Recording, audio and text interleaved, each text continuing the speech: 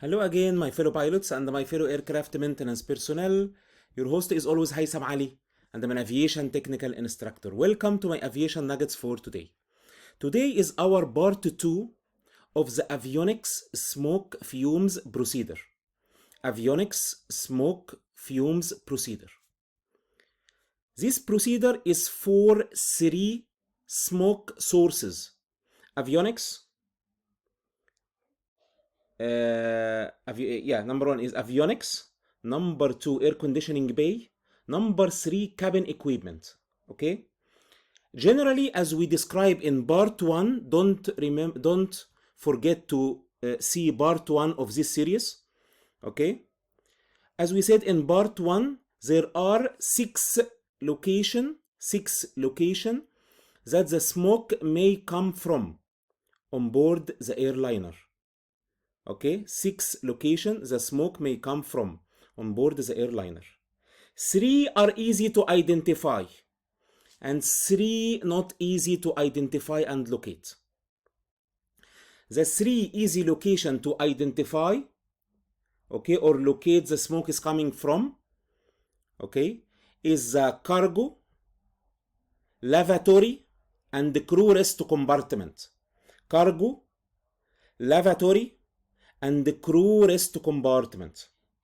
So you have in your QRH, Quick Reference Handbook, separate procedure for cargo, crew rest compartment, okay, for cargo, crew rest compartment, and the third location, okay.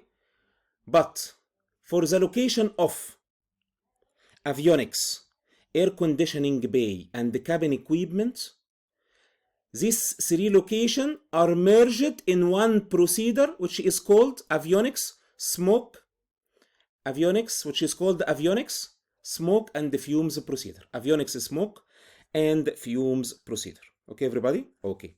So, also we say in part 1 that in order to memorize and to understand the procedure for avionics smoke fumes procedure, okay, is you need to remember 2 words: ventilations and electrical shedding. Ventilations and electrical shedding. Okay, everybody? Okay. If we need also to speak about engine fire or APU fire or cargo fire, we have 2 other words: isolations and fire extinguish. Isolations and fire extinguish. But here in avionics smoke, you need to remember ventilation, number 1. If situation become unmanageable, uncontrollable, you need to go to electrical shedding, emergency electric configuration. Okay, everybody? Electrical shedding or emergency electrical configuration. So as you can see here, everybody, procedure for avionics smoke fumes procedure may be summarized into immediate action and at any time items. Immediate action and at any time items. Also, if you suffer from avionics smoke fumes alert in your flight, you need to think fast in land as soon as possible, because the fire or the situation may be unmanageable in just as little as 8 minutes. So maybe you only need to have 15 minutes to land the airliner, and you need to accept exceptional landing. If you suffer from tailwind, you need to land. If there is no land, you need to ditch. And also you need to think about off-airport landing. Off-airport landing. Okay, everybody? Okay, so again, I need to tell you that the 3 smoke sources which may come from avionics, air conditioning bay, avionics, air conditioning bay, or cabin equipment, they are called for single smoke fumes avionics smoke procedure. Okay, everybody? And the procedure is then designed around the following action blocks: immediate action, at any time item, diversion decision, and the troubleshooting.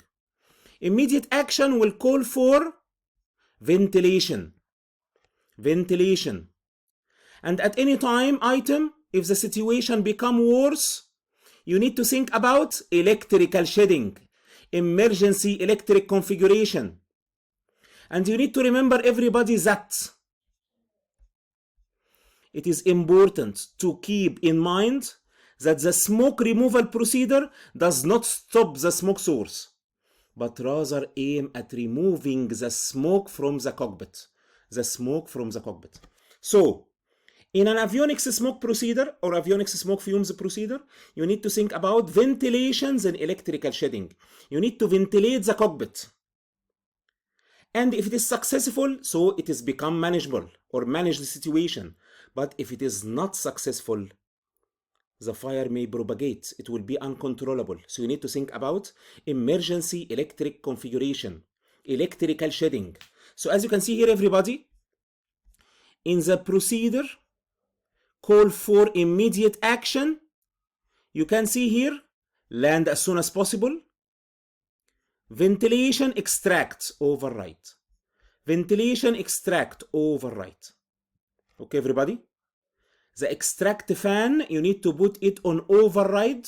Extract fan, you need to put it on override to open the skin air outlet valve in a partially open position to take the smoke from the cockpit and the avionics.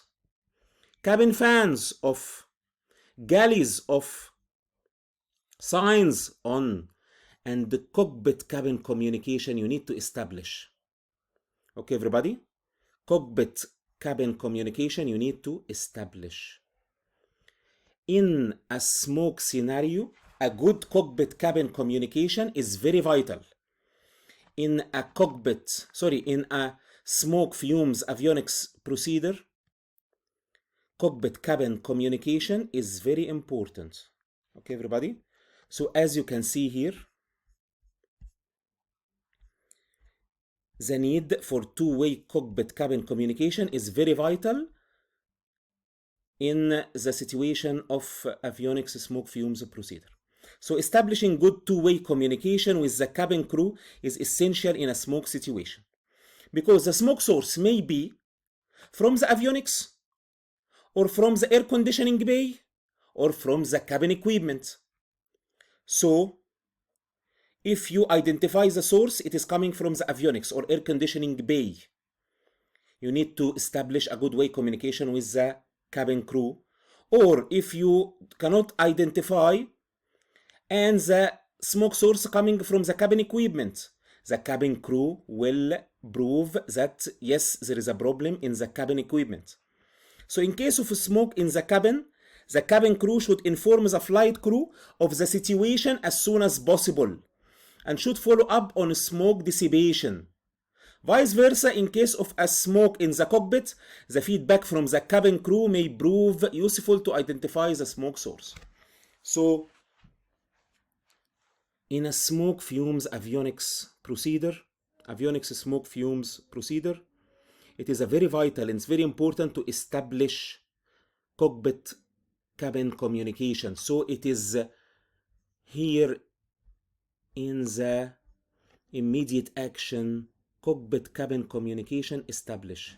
Cockpit cabin communication establish. Okay, everybody? Okay. So communication between cockpit and the cabin is important in many situations. However, in a smoke or fire or fumes situation, it is so important that Airbus added the cockpit cabin communication establish action step in the procedure. Okay, everybody? So let's continue the procedure philosophy. The procedure philosophy for avionics smoke fumes procedure call for ventilations and electrical shedding. Ventilations and electrical shedding. Ventilation when the immediate action is done, cabin fans off. Ventilation extract on override. Extract fan, you put it from the ventilation panel on override position to open the skin air outlet valve partially open to have the smoke going out from the cockpit or cabin. Okay? At any time items, if the situation become worse, as you can see here, you will do electrical shedding. At any time item of the procedure, if smoke fumes becomes the greatest threat, smoke fumes removal consider, and electric emergency configuration consider. Electric emergency configuration consider. Okay, everybody? So at any time of the procedure, if situation become unmanageable, immediate landing also consider. You need to consider immediate landing in that case. Immediate landing in that case. Okay, everybody? So let's see here the procedure philosophy. The trigger of a smoke alert is either an ACAM message or a visual or olfactory perception of smoke. You can smell smoke by either the cabin or cockpit crew. So again, identify of a smoke may be ACAM, may be visual, may be olfactory. As soon as an alert is triggered for which there is no dedicated procedure, the flight crew must apply the smoke fumes avionics smoke procedure without delay. And also I need you to remember that smoke fumes and avionics smoke procedure are called for smoke procedure that may come from avionics, air conditioning bay, and the cabin equipment. Again, avionics, air conditioning bay, and the cabin equipment. So both ECAM and the QRH paper procedure are totally compatible with one another. And land as soon as possible must happen, because the fire may propagate in just as little as 8 minutes, and you need to land in maybe 15 minutes, as a max. Okay, everybody? Okay. So, in a smoke situation, this message alerts the crew to anticipate the diversion. The procedure is then designed around the following action blocks: immediate action, ventilation, at any time, electrical shedding, diversion decision, you need to think about, and also troubleshooting.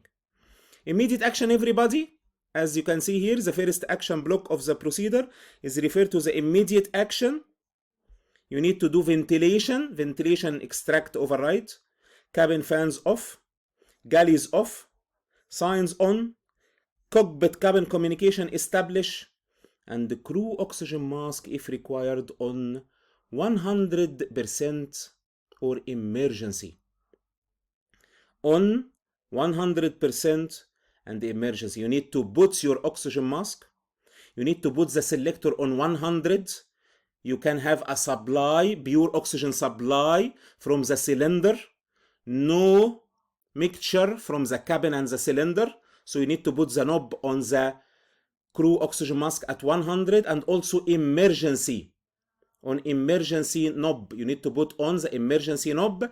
So you need to always have positive supply of oxygen without depending on inhale and exhale from the wearer. Okay, everybody? So again, the immediate action, they have been designed to be quick, simple, and reversible. They are actions that will not make the situation worse, and they prevent recirculation. They protect the crew and ensure communication. Immediate action must be applied without delay and barrier to any further assessment from the flight crew. If the situation become worse, you need to do at any time item, okay? You need to consider smoke fumes removal and put the aircraft in emergency electric configuration if the ventilation is not successful. And you need to consider immediate landing. So at any time item must be applied if the smoke becomes the greatest threat or if the situation becomes unmanageable. As the name suggests, the flight crew can apply the at any time item at any stage according to their assessment of the situation. If the situation is very bad, they need to apply that immediately. Not only the immediate action, but also this. And it is important to keep in mind that the smoke removal procedure does not stop the smoke source, but rather aim at removing the smoke from the cockpit. aims at removing the smoke from the cockpit. Okay, everybody, this was our part 2, mainly for Airbus, for avionics smoke fumes procedure. We need to understand the procedure, and we need to easily digest the procedure for avionics fumes and smoke procedure. You need to keep in mind ventilations and electrical shedding. If the situation is worse, you can do electrical shedding as fast as you can. You need to think about diversion. You need to think about land as soon as possible, very immediately. You need to think about exceptional landing in that situation. Exceptional landing, and accept exceptional landing. You can land with a tailwind. You can ditch the aircraft. You can land off airport. Please stay tuned for my next session on avionics smoke fumes procedure. Everybody.